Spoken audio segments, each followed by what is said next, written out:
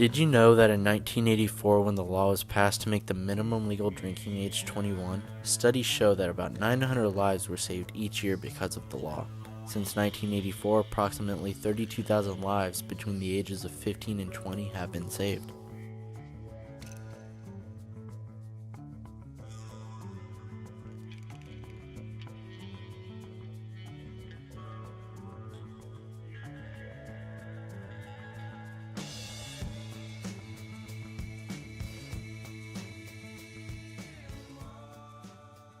I've been working in law enforcement since June of 2009.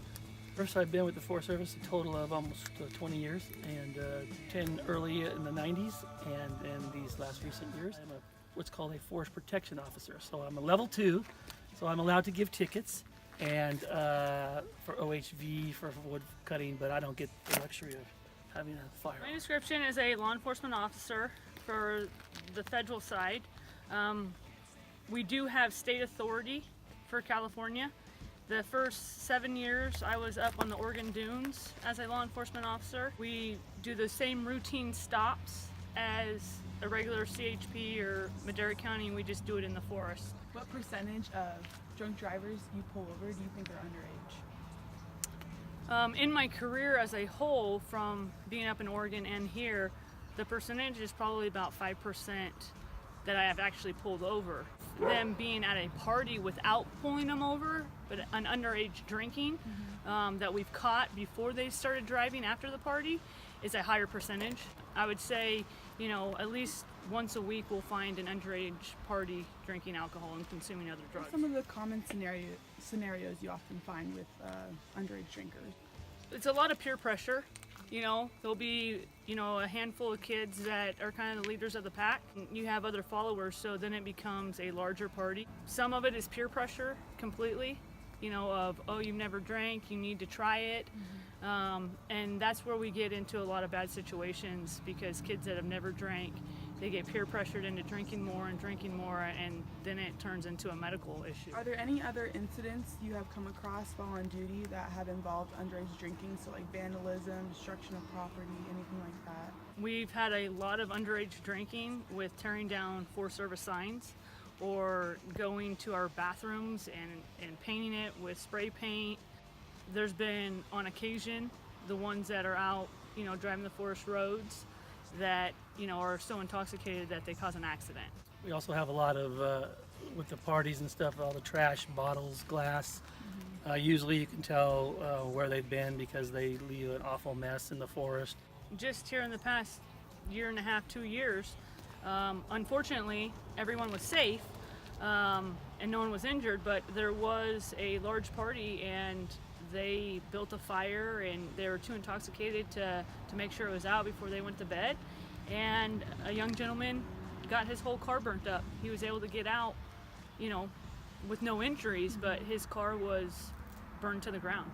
We also had an incident where there was a party and the individual decided to leave their vehicle there because they thought they had too much to drink. And when they came back in the morning, their car was flipped upside down and all the windows were broke out of it and it was completely destroyed.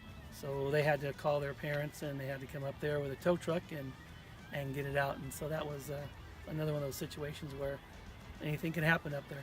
How do you both feel about the minimum drinking age being 21? In your opinion, should it increase, decrease, or stay the same? In my opinion, I think that it should stay the same. It's one of those things that, we can keep raising the bar and the same actions are going to happen. When you're a child, your brain is still growing, you're still making mistakes, it's all this learning process. And by that point, you're an adult. You're 90% of the time living on your own. You're making decisions on your own. You're fully capable of making, good decisions. When you're 18, we still, make poor decisions. I agree. I think it should remain at 21. At 18 years old, a lot of kids are still in high school, and it's all about pressure, and if you're in high school and you're able to buy alcohol at that age, then that whole that whole thing's, it's going to become, you're going to be distributing it to younger kids and younger kids and younger kids, because you're, like I said, you're still in high school. And if you can go down to the store at 18 years old and buy a 6-pack of beer, then I guarantee you there's going to be younger kids that are going to be hanging out with you, and you're going to be contributing to them, and that's just a bad situation. That maturity level from 18 to 21, gives you a couple more years to figure out what responsibility means and the consequences. At 18, you don't realize the consequences that can happen. It's a learning process. And again, it's back to pressure and being able to make those decisions at 18 years old. You're trying to decide on what a lot of kids are trying to decide on: school, college, careers, jobs, and that just adds to all the pressure. I think it's kind of crazy to think that it would be okay for an 18-year-old to go in a store and buy alcohol. You have peer pressure from kindergarten to college. Even in our jobs today, we have peer pressure. But with the age increasing, the older you get, the more life experience you have, you learn that peer pressure you don't always have to bend into, and it's okay to stand on your own too and not drink.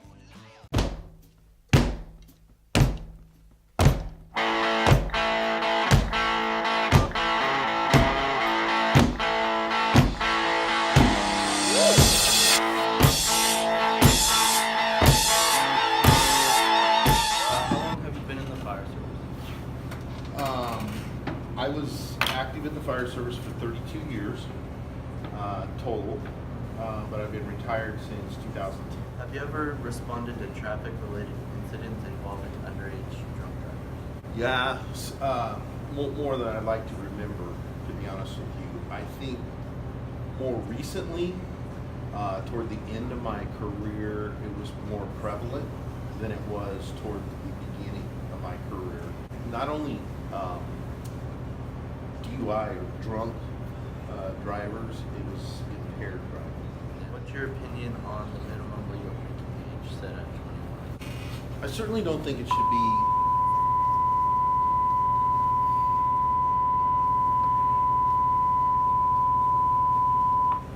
our infamous police bell. I don't believe it should be lowered, and I come from a perspective to where the consumption of alcohol or drinking it's a very minuscule part of my life and my family's life. If you want to drink in moderation. I don't have a problem with that. I just think that you need to give yourself time to mature emotionally, physiology, the biology involved, it all affects it. Right off the top, I would say that I'm against lowering the age at all. I seen a stat the other day about binge drinking. 6 out of 10 people once a week binge drink. And I think that was the stat, but it was surprising. And it was, defined binge drinking was having over 7 drinks in one sitting at one time. And I was just like, wow, maybe this is a bigger problem culturally than I realized. So do you think the law encourages binge drinking? I don't think it's the law, because the law has been in place many, many years. Yeah. Back when I was a teenager, kids would,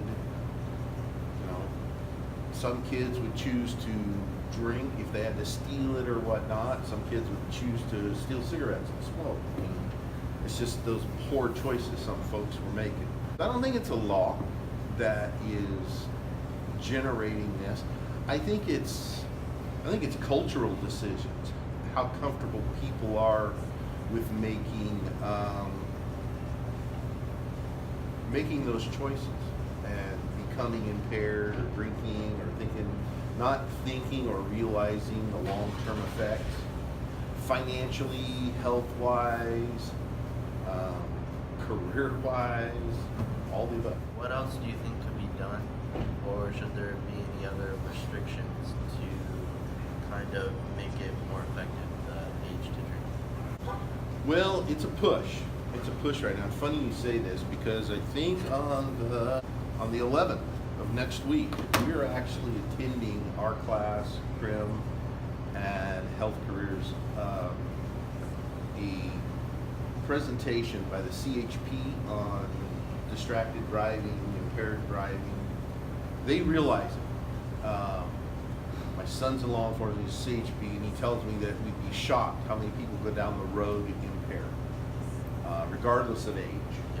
Our kids in our society see this, and if you see it over and over and over again, you begin to think that's acceptable behavior and it's okay, it's just this time, it's just this once. So I think maybe we all have some responsibility to make sure kids that are growing up see a clear line between right and wrong, good choices, bad choices. And I don't think lowering the age is going to help that at all. Well, there's a lot of things you can do when you're 18 years old. You can join the armed services, and you can die for your country.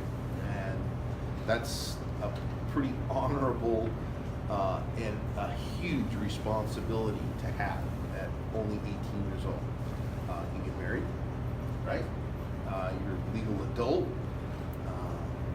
So there are some arguments for that, and I just don't see making that available sooner as a benefit to the person or society. Now, if we could see, or they could demonstrate to us that this is going to really benefit society in some positive way and make a difference to the positive, then, looking at things with an open mind and an open ear, maybe we should consider it. But I don't see that. A common argument against the minimum drinking age of 21 is that youth who are 18 are allowed to vote, join the military, sign contracts, and get married all without parental consent. So, why should 18-year-olds be excluded from legally consuming alcohol? The simple fact is that setting the minimum drinking age to 21 has proven to be more effective in protecting public safety and saving lives. With the overwhelming amount of public support and the stats to show the effectiveness, the minimum drinking age of 21 is here to stay. Since the minimum legal drinking age was passed in 1984 by President Reagan, the rate of alcohol-related incidents has dropped tremendously. In fact, between 1984 and 2007, this rate for people ages 18 to 20 dropped 60%. It has been proven that when the drinking age is dropped to 18, more alcohol-related fatalities occur. Several studies in the 1970s showed that traffic crashes significantly increased among teenagers when the minimum age was dropped. There is no question that setting the legal drinking age to 21 has continuously been effective and should not be changed.